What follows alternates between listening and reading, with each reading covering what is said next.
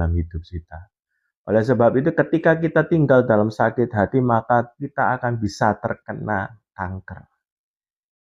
Frekuensi kita akan nyambung dengan hal-hal yang negatif karena diri kita negatif. Frekuensi yang kita keluarkan, gelombang yang kita keluarkan itu negatif. Oleh sebab itu pekerjaan yang negatif atau unsur yang negatif itu akan datang. Sakit, masalah, bahkan iblis akan datang dalam diri kita. Kenapa? Karena iblis ini juga negatif. Ketika ada frekuensi atau ada vibrasi gelombang yang keluar dari diri kita negatif, maka kita akan mengundang iblis yang cenderung untuk melihat negatif dan tinggal dalam unsur negatif.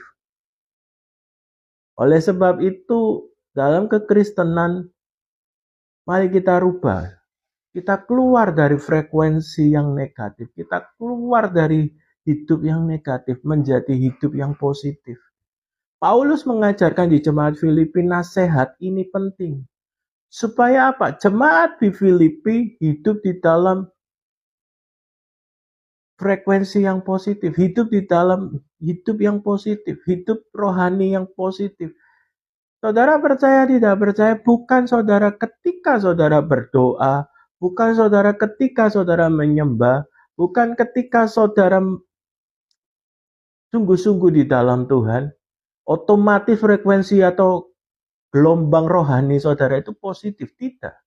Tetapi ketika saudara menjadi positif, saudara mengisi hal-hal yang positif, saudara mengusahakan yang positif di dalam diri saudara, maka frekuensi dan gelombang yang saudara keluarkan itu positif. Tuhan adalah frekuensi yang positif. Allah, pekerjaan Roh Kudus itu frekuensi yang positif. Ketika saudara tinggal di dalam hal yang positif, hati saudara positif, unsur-unsur positif besar dalam diri saudara, maka saudara akan terkoneksi dekat dengan Tuhan, terhubung dengan Tuhan.